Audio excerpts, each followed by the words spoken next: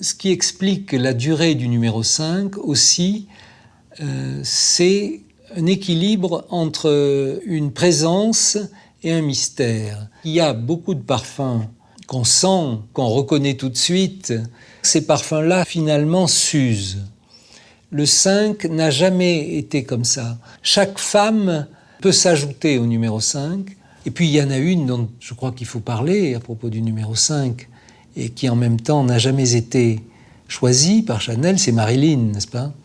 Qui avait cette phrase finalement aussi très poétique quand on lui demandait qu'est-ce qu'elle portait la nuit, 2 gouttes de numéro 5.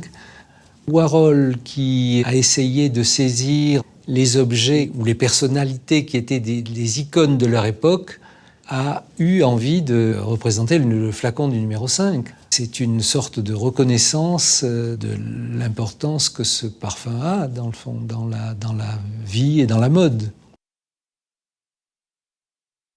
À l'époque, quand on créait un parfum, c'était toujours sous la forme du parfum, de ce qu'on appelle aujourd'hui l'extrait. L'extrait renvoyait à un geste très précieux, n'est-ce pas ? C'était une goutte derrière l'oreille, entre les seins. Depuis, le parfum a évolué, le geste a changé, c'est du spray.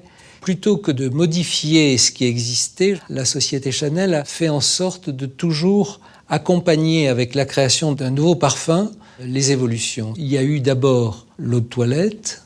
Le parfumeur qui a créé l'eau de toilette a ajouté un accord bois de santal, par exemple, qui fait que c'est un peu différent de l'extrait. Plus tard, on m'a demandé de faire l'eau de parfum. C'était à une époque où, au contraire, on attendait des produits dérivés de l'extrait d'être le plus fidèle possible à l'extrait. Et puis récemment, j'ai fait l'eau première de numéro 5. C'est un parfum qui a été fait pour toutes celles qui me disaient trouver le parfum numéro 5 formidable, mais que c'était pas pour elles. L'eau première est une version plus fraîche, plus facile, plus transparente du numéro 5.